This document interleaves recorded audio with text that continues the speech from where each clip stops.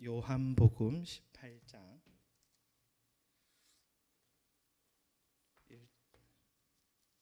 1절에서 11절까지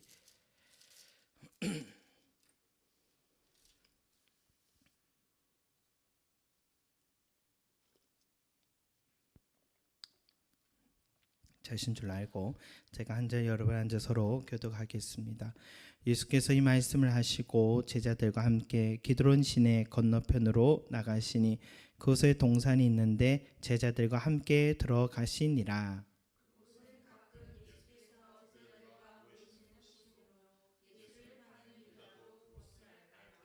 유다가 군대와 대제사장들과 바리새인들에게서 얻은 아랫 사람들을 데리고 등과 횃불과 무기를 가지고 그리로 오는지라.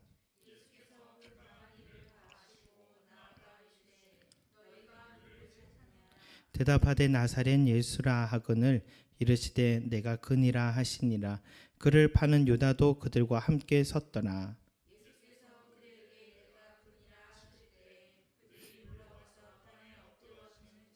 이에 다시 누구를 찾느냐고 물으신데 그들이 말하되 나사렛 예수라 하거늘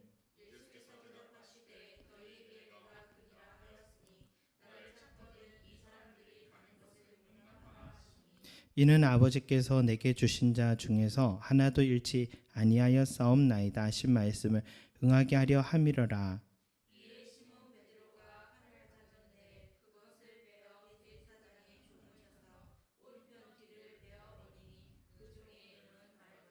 같이요. 예수께서 베드로 들어 이르시되 칼을 칼집에 꽂으라. 아버지께서 주신 잔을 내가 마시지 아니하겠느냐 하시니라. 아멘. 여러분 우리가 저는 영화를 보지 못했는데 이 나만의 리틀 포레스트라는 그 있잖아요. 영화도 있듯이 나만의 리틀 포레스트 같은 곳이 내 영혼의 쉼터와 같은 그런 장소이란 것이 있는지 한번 돌아보고 우리 예수님이 갖고 계신 리틀 포레스트가 하나 있었던 것 같습니다. 그게 이 감람나무 동산이었던 것 같습니다. 예루살렘에 오시면 그 뒤편에 있던 감람나무 동산, 다른 성경책에서는 겟세마네 동산, 감람산이라고도 하는데 이 감람나무가 바로 올리브 나무라고 하잖아요. 그곳은 가끔씩 예수님께서 기도하시러 가시는 장소였습니다. 그 영혼이 힘을 얻고 또 쉼을 얻고 다시 충전하는 그런 장소였습니다. 그래서 제자들과도 함께도 가시고 홀로도 가시고 또 때로는 제자들과 함께 산책도 하시고 숲속에서 앉아서 또 말씀도 나누시고 했던 예수님과 제자들만 아는 그런 아지트 같은 곳이 있었던 것 같습니다. 그리고 이제 마지막 날 밤에 예수님은 그날에도 몇몇 제자들과 함께 그곳에 기도하러 찾으러 갔습니다. 그런데 그곳이 노출이 된 것입니다. 그 소중한 장소가 노출이 된 것입니다. 그렇게 된 것은 이 내부 고발자가 있었기 때문입니다. 내부 고발자 아니었으면 예수님을 한밤에 그 당시에 더 찾기는 어려웠을 것입니다. 바로 예수님의 제자 가룟 유다가 이곳을 알려줬습니다. 그는 대제사장들과 바리새인들과 군사들과 또 횃불과 무기를 든 사람들과 함께 예수님을 찾으러 왔다 합니다. 다른 성경에 보면은 내가 입을 맞추는 바로 그 사람이 너에게 넘겨줄 예수라라고도 서로 말을 맞추었습니다. 또 유다는 실제로 그들 앞에서 예수님께 입을 맞춥니다. 일이 예수님을 또 뭐랄까요, 미워했던 사람이 했던 일이라면 차라리 좋겠는데 그렇지가 않고 가룟 유다는 예수님이 사랑했던 사람입니다. 여러분 재정을 맡겼다 하면은 얼마나 그 사람을 신뢰할 만한 사람인가. 가룟 유다는 재정을 맡은 사람이잖아요. 이런 거 보면 예수님도 때로는 사람 보는 눈이 참 없구나, 사람 잘 못 찾구나 하는 생각도 들죠. 지금 믿는 도끼에 이 발등이 찍힌 그런 상황이잖아요. 그리고 가룟 유다도 참 낯이 두꺼운 사람입니다. 얼마나 낯이 두꺼운지 어떻게 두 눈 똑바로 보고 지금 예수님의 얼굴을 볼 수 있을 것인가. 참 보통 사람 같으면 일을 못할 것 같아요. 가능하면 뭐 장소 그리고 인상착의 정도는 가르쳐 줄 수 있겠고 자기는 뒤로 물러났을 텐데 아무 잘못 없는 스승이신 자기를 사랑해 준 것 말고는 없는 그 예수님의 얼굴을 마주하면서 그를 넘기려고 했다라는 것은 참 대단하다라는 생각밖에 들지 않습니다. 정말 본심으로는 이렇게 하기가 어려운 일인데 어떻게 이런 일을 할 수 있을까? 참 이런 사람들을 볼 때마다 우리는 화가 나잖아요. 여러분들도 살아가면서 이런 배신감을 느껴본 적이 있는가 하는 생각이 듭니다. 이런 일을 겪게 되면 상당히 당혹스러울 것 같아요. 처음부터 뭐 그 사람에 대해서 우리가 알고 있었다면 뭐 마음 정리를 해서 악한 행동을 해도 상처가 덜 될 텐데도 이런 사람들은 또 평소에 정말 또 잘하고 또 내 걱정도 많이 해주고 그래서 내 속 이야기도 다 하고 서로 함께 지내며 감추지 않았던 그 모든 날들과 말들이 어느 순간에는 등을 돌리면서 다 비수처럼 돌아올 때가 있습니다. 그때의 아픔은 이 말도 못하는 것입니다.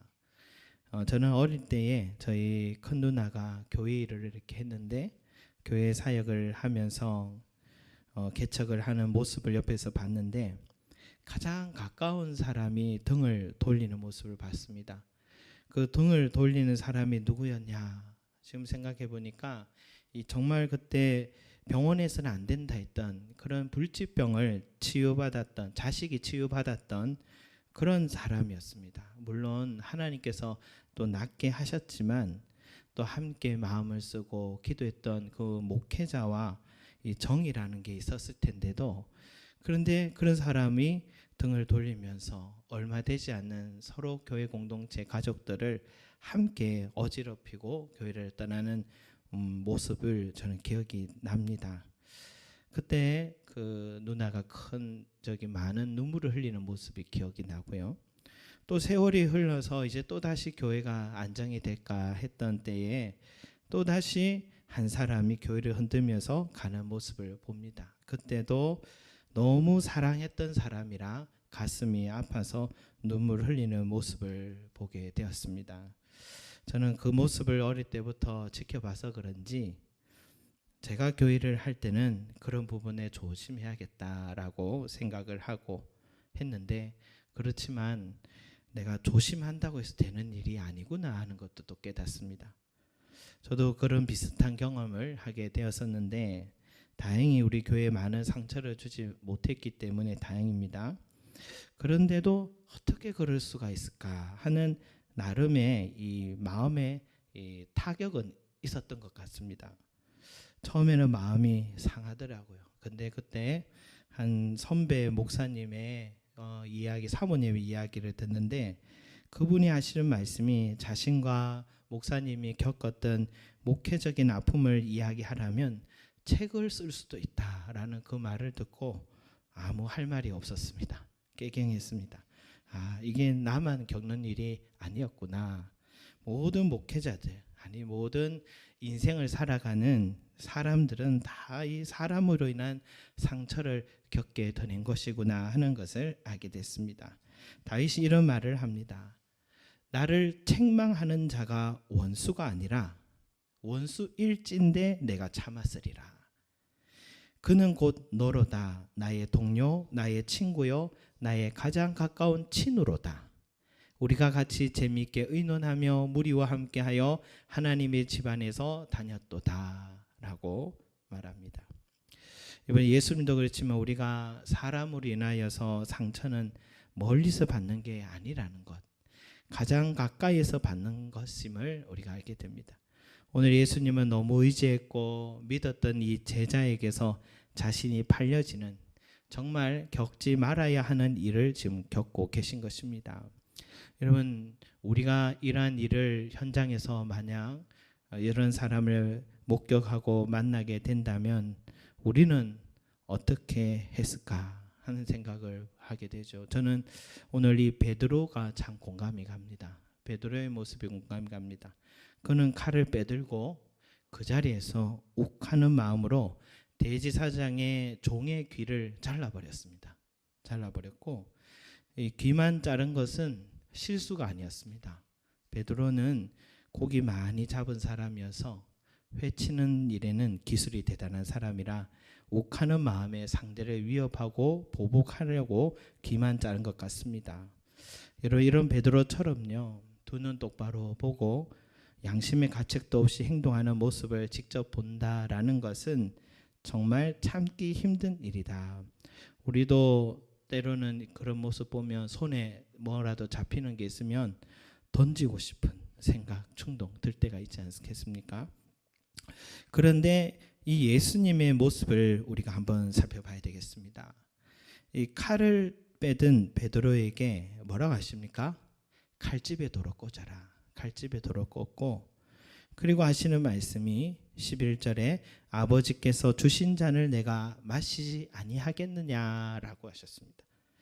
여러분, 먼저 예수님이 칼을 칼집에 넣으라라는 것은 이 문제를 무력으로 보복으로 해결하려고 하지 말라라는 것입니다. 칼을 든 자는 칼로 망한다라고 했습니다. 눈에는 눈, 이에는 이로 갚으라라는 이 구약의 율법의 말씀이 있었던 말씀이잖아요. 그렇기 때문에 베드로가 지금 칼을 빼든 것은 사실은 율법의 관점에서 보면 그렇게 크게 잘못한 것은 아닙니다. 그들이 무기 들고 왔으니까 자기도 칼 빼든 거죠. 잘못한 건 아닙니다. 여러분, 사실 이 율법이 존재하기 전에는 어떤 상황이었냐면 내 눈을 다치게 하면 그 상대는 목숨을 잃어야 됐습니다. 그러니까 그 당시에 무제약적인 보복이 있었기 때문에 이것을 어떻게든 더 안전하게 지켜주기 위해서 상해를 좀 더 줄여가기 하기 위해서, 그래서 눈에는 눈, 이에는 이로 갚으라라는 이 법이 생긴 겁니다. 이런 형벌이 생긴, 이건 상당히 진보한 형벌입니다. 그 당시에는. 그런데 예수님은 그것조차도 반대하고 계신 거죠. 너희가 그렇게 들었으나 나는 너희에게 말한다. 악한 자를 대적하지 말라. 그렇게 말하고, 오른편 뺨을 때리면 왼편도 돌려대라. 억지로 오리를 가자면 그 사람과 심리를 동행해라. 또 오히려 뭐라 합니까? 너희를 박해하는 자를 위해 기도하라. 참는 것까지는 하겠는데 기도를 어떻게 할 수 있겠습니까? 그러나 예수님은 더 진보한 차원으로 우리에게 지금 요청을 하시는 겁니다. 여러분 할 수 있겠습니까? 우리는 사람이라 우리가 받은 대로 갚아주지 않으면 잠이 안 옵니다. 마음속에 앙금이 해결되지 않습니다. 나를 이렇게 상하게 하고서 잘 살아가는 모습을 보면 더 화가 날 때가 있습니다. 이것은 정의의 원칙에 또 어긋나는 거죠. 그럼에도 우리가 원수를 갚지 말라라고 말씀하십니다. 그러면 이대로 내버려 두란 뜻인가? 그러나 다행인 것은 정의와 공의는 반드시 세워진다라는 것이 성경의 관점입니다. 만약 내가 의롭게 살았는데 불구하고 악한 자를 통해 억울한 일을 당했다면 그것을 내가 갚지 말고 하나님께 맡겨라 라는 것입니다. 그래서 사도 바울은 내 사랑하는 자들아 너희가 친히 원수를 갚지 말고 하나님의 진노하심에 맡기라. 기록되었을 때 원수 갚는 것이 내게 있으니 내가 갚으리라. 주께서 말씀하셨느니라. 하나님의 진노하심에 맡겨라고 합니다. 우리가 원수 갚지 말고, 원수가 있어도 우리가 갚지 말고 하나님께 맡겨라. 그렇게 얘기하시는 거죠. 여러분, 누가 이런 일을 잘했다고 할 수 있을까요? 누가 이런 원수를 하나님께 맡겼을까요? 다윗, 다윗이 생각나죠. 저도 다윗이 생각납니다. 다윗은 그렇게 자기를 죽이려고 칼을 갈고 찾아온 사울 왕, 그가 그 엔게디 그 동굴에서 정말 그 큰 일을 볼 일을 보고 있을 때 그때는 정말 인간이 나약한 순간이잖아요. 그때에 충분히 죽을 수가 있었는데, 제가 왜 웃냐면은 예전에 누가 화장실 가면 엔게디 같다 그래서 그 생각이 나는데, 그래서 옷자락만 베어서 그를 용서해 주죠. 바로 밑에 신하들도 다 죽이시라고 그렇게 얘기하는데도, 여러분 다윗 자신도 사실 죽이고 싶죠. 또 죽이는 게 다 안전하고요. 왜냐하면 이 사람이 끝도 모르게 끝까지 자기를 죽이려 하니까 죽여야 마땅한 일이기도 합니다. 그런데도 또 죽여도 누가 말할 사람도 없고요. 그런데도 그가 하나님께서 기름 부은 자라 하며 사울 왕을 살려주는 것입니다. 그러나 여러분, 다윗은 그 원수 갚기를 하나님께 맡겼지만 그 하나님은 직접 사울의 이 악한 행위를 심판하시더라고요. 심판하시고 원수를 직접 갚아 주십니다. 그래서 사울은 전쟁 중에서 불명예의 죽음으로 이 세상을 떠나게 되었습니다. 여러분, 그렇다고 해서 다윗의 마음이 너그러웠다라는 것은 아닙니다. 그는 우리처럼 이런 상처받은 마음을 시편에 보면 밤낮으로 잠이 오지 않아서 눈물을 너무 많이 흘려서 속상해서 그 사람을 위해서 저주의 기도까지 했습니다. 저주의 기도. 이것도 우리가 좀 배워볼 만합니다. 너무 화가 날 때는 여러분 직접 하지는 못하지만 하나님 갚아주시라고 저주의 기도를, 저주 말고 탄식의 기도를 할 수가 있는 것이죠. 그 내면에서 어떠하든 그는 말로나 행동으로 자신을 위협하거나 억울하게 한 사람을 향해 직접 보복하지는 않고 하나님께 맡겼다라는 것입니다. 이게 다윗이 우리에게 보여준 하나님께 맡김입니다. 이게 다윗의 위대함이라 할 수 있겠죠. 그리고 예수님은 나를 해롭게 한 사람과의 관계에서 한 발 이제 물러나서 왜 이런 일이 일어나게 되었는가 하는 더 깊은, 더 큰 관점에서 이 문제를 내다보셨습니다. 다시 말하면 하나님의 뜻이 어디 있느냐라는 관점으로 보았습니다. 그게 11절의 끝에 있죠. 아버지께서 주신 잔을 내가 마시지 아니하겠느냐라고 했습니다. 그 사람을, 내 마음을 상하게 한 그 주체로만 바라보면 그 사람 용서하기가 우리가 힘든데, 오히려 그 뒤에 계신 하나님의 어떤 큰 계획 속에서 그 사람의 충동적인 행동을 우리가 바라보게 된다면 문제가 달리 보일 수 있는 것을 말씀하시는 겁니다. 또 누가 생각납니까? 요셉이 생각나지 않습니까? 그렇죠? 다른 사람도 아니고 형제들입니다. 다윗이야 친구라고 했지만 친구는 그래도 남이잖아요. 아무리 친해도 남이잖아요. 근데 요셉은 형제에게 배신을 당했다라는 것입니다. 처음에는 형들이 요셉 죽이려고 했습니다. 우물에 던져놓고 또 형들끼리 논의를 하는데 서로 죽이자라고 얘기를 하니까 뭐 누가 주동을 하고 있는지 그 안에 있으면 다 들리잖아요. 그래서 지금 이 형이 이 말하고 있구나, 저 말하고 있구나 하는 것을 들으면서 엄청난 상처를 받았을 것 같아요. 너무 큰 상처받고 충격에 헤어나오지 못할 큰 트라우마가 됐을 것 같아요. 그런데 그래 되면 이제 내가 때가 되면 꼭 갚아주리라 라는 생각을 하잖아요. 그런데 다행히 유다 형이 어떻게든 요셉을 살리려고 지나가는 상인들에게 팔자라고 건의를 했고 제안을 했고, 그것이 함께 또 일치했습니다. 그래서 세월이 흘렀고 요셉은 이집트의 국무총리가 되고 형들의 쌀을 얻기 위해서 요셉 앞에 엎드렸습니다. 우여곡절 끝에 요셉이 자기 신분을 형들에게 밝히죠. 형들은 기절합니다. 왜냐하면 자기들이 죽이려다가 노예를 팔았던 그 요셉이 살아있고 자신의 목숨을 이제는 쥐락펴락할 수 있는 권력자의 자리에 있기 때문입니다. 그때 처음 형들은 이 생각만 들었죠. 이제 죽었구나.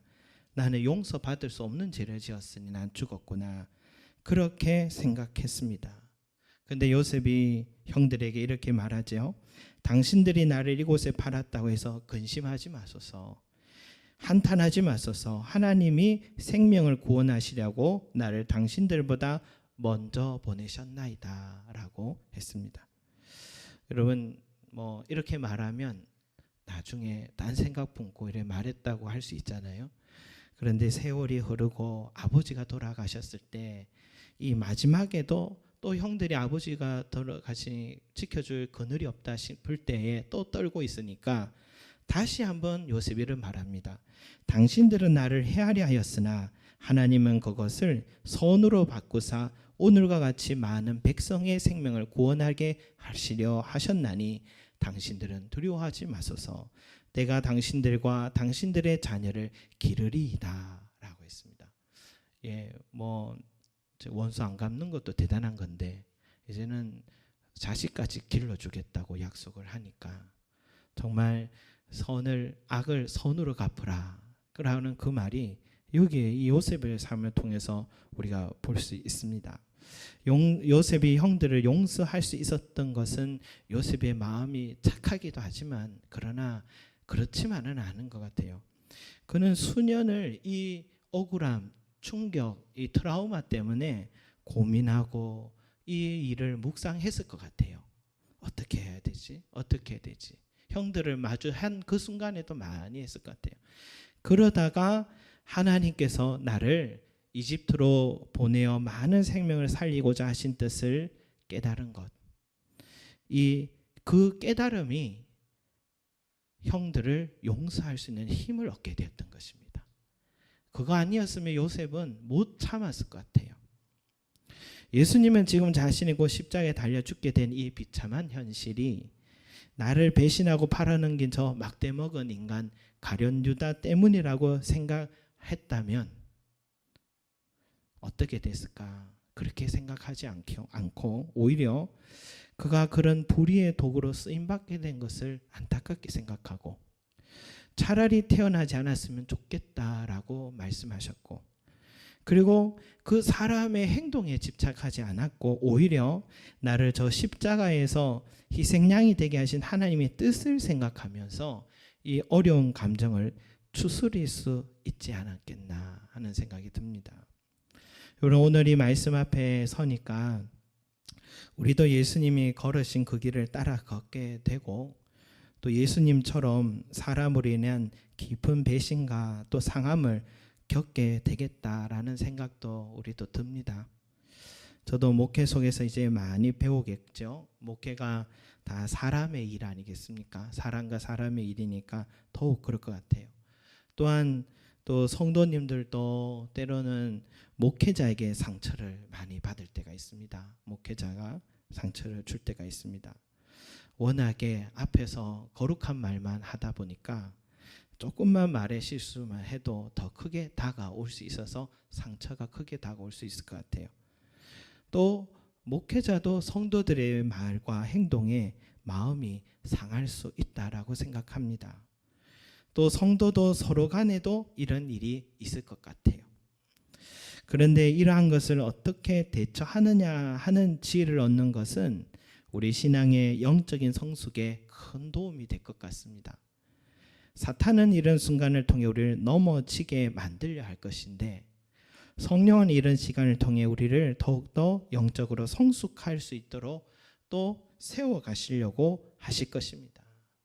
여러분 그때마다 우리도 이 예수님의 모습을 꼭 기억하고 또 요셉과 다윗 이런 영적 거장들의 그 신앙을 우리가 본받아야 되겠습니다. 뭐 다윗이 요셉이 기도 시간이 엄청 길었다 이런 거장들은 이런 얘기가 없어요. 실제로 용서하였던 모습들, 그죠? 이것이 거장인 것 같아요. 내가 원수 갚지 않아도 또 우리 하나님이 꼭 갚아주신다는 이 바울의 지혜도 우리가 마음에 꼭 새기시기 바랍니다. 그리고 하나님의 선하신 뜻 안에서 생각하는 늘 그런 습관도 우리가 가져야 될 것 같습니다. 하나님은 이런 일로 인해서 나에게 무엇을 원하시고 또 우리에게 무엇을 원하시는가 깊이 묵상하면서 우리가 인내하고 기도하면 오히려 그것이 나에게 큰 유익과 더 많은 은혜들이 준비되어 있다는 것을 우리가 체험하게 될 것입니다. 여러분, 우리가 더 나아가서요, 주기도문의 이 기도문을 우리가 잊지 않기를 소망합니다. 우리가 우리에게 죄 지은 자를 사하여 준 것 같이 우리의 죄를 사하여 주시옵고 라고 했습니다. 우리가 잘 아는 주기도문 송 노래 있잖아요. 주일학교 거 말고 어른들이 찬양해 보면은 우리의 죄를 사하여 달라고만 합니다. 그러나 그것은 성경 말씀을 정확하게 이해하지 못하고 쓰여져 있는 가사고요. 먼저 우리가 우리에게 죄 지은 자를 사하여 준 것 같이 우리 죄를 사하여 달라라는 이 말씀. 그래서 마태복음의 6장 12절에 이 말씀이 있는데 그 다음 14절 15절에 가면 예수님이 이제 풀어주십니다. 이게 무슨 말씀인지. 너희가 사람의 잘못을 용서하면 너희 하늘 아버지께서도 너희 잘못을 용서하시려니와 너희가 사람의 잘못을 용서하지 아니하면 너희 아버지께서 너희 잘못을 용서하지 아니하시리라. 이런 원리로 되어 있습니다. 우리가 하나님께 용서받았기 때문에 나도 용서한다, 이게 아닙니다. 우리가 용서하면 우리는 하나님의 용서가 이루어집니다. 우리를 향한 용서가 이루어집니다. 우리가 사람을 용서하면 하나님 우리 죄를 순서가 이렇게 되어 있습니다. 그래서 우리가 형제를, 원수를 용서하는 것은요, 우리의 구원과 또 영생을 얻는 일과 연결되어 있다라는 것 또한 우리가 다시 한번 말씀을 통해서 주님의 음성에 우리가 꼭 귀를 기울여야 될 것 같습니다. 바로 이러한 원리 속에서 예수님께서 하셨던 오늘 모습과 또 말씀을 우리가 마음에 새기고 앞으로 신앙생활 잘 해가시면서 이러한 시험과 유혹이 찾아오더라도 늘 승리하시고 여러분 열매 맺으시는 신앙인들이 되시기를 소망합니다. 기도드리겠습니다. 사랑과 은혜가 많으신 우리 아버지 하나님, 주님은 그렇게 믿었던 제자에게 배신을 당하셨는데도 주님은 그 순간에 또 분노하거나 또 칼을 빼들거나 보복하려 하거나 하지 않으셨습니다. 그 순간에도 하나님의 뜻이 어디 있는가, 하나님의 뜻을 위하여서 주님은 걸어가셨습니다. 주여, 우리 주님, 저희도 주님의 제자요, 주님의 길을 따라가 십자가 진다고 말은 하며 걸어가는데 주님, 이러한 부분에 있어서 연약한 우리 모습을 봅니다. 주여, 저희들에게도 주님 본받게 하여 주시고 또 우리 성경의 다윗과 요셉과 같이 또 바울과 같은 그런 믿음의 또 선배들의 모습을 보면서 우리도 본받게 하여 주시고 그들의 시선으로 이 시대를 바라보게 하시고 우리 삶과 우리 형제들을 바라보게 하여 주셔서 주님의 관점으로 살아가는 저희들이 되게 도와주시옵소서. 눈에 보이는 것이 아니라 보이지 않는 영적 전쟁이 우리 가운데 만연하였다는 사실도 알게 하시고 기도를 놓치지 말게 하시고 영적으로 늘 무장되어 있는 저희들이 되게 도와주십시오. 우리 주님은 주님만의 그 기도의 장소에서 늘 깨어 있으셔서 이러한 순간이 와도 시험에 들지 않으셨습니다. 저희 또한 아버지 하나님이여 나만의 이러한 기도의 숲을 아버지 놓치지 말게 해주셔서 늘 우리가 영적으로 성숙해 있고 깨어 있어서 이러한 시험과 유혹이 찾아와도 하나님과의 아버지 하나님 아름다운 아버지 하나님이여 또한 관계를 잘 이어갈 수 있는 깨어있는 자들이 되게 도와주시고 하나님 예비하신 그 풍성한 축복을 누리는 복된 삶들이 되게 도와주시옵소서. 하나님 우리 교회 모든 성도들 축복해 주시옵소서. 모두 다 아버지 하나님 아름다운 또한 아버지 하나님 은혜를 부어주시고 하나님이 기뻐하시는 그런 아버지 하나님 거룩한 모습으로 모두 잘 세워져 갈 수 있도록 은혜 내려주시길 원합니다. 감사드리며 예수 그리스도 이름으로 기도드립니다. 아멘. 주기도문 드리겠습니다. 하늘에 계신 우리 아버지여, 이름의 거룩히 여김을 받으시오며 나라의 마옵시며 뜻이 하늘에서 이룬 것 같이 땅에서도 이루어지이다. 오늘날 우리에게 일용할 양식을 주옵시고 우리가 우리에게 죄 지은 자를 사하여 준 것 같이 우리의 죄를 사하여 주옵시고 우리를 시험에 들게 하지 마옵시고 다만 악에서 구하옵소서. 대개 나라와 권세와 영광이 아버지께 영원히 있사옵나이다. 아멘.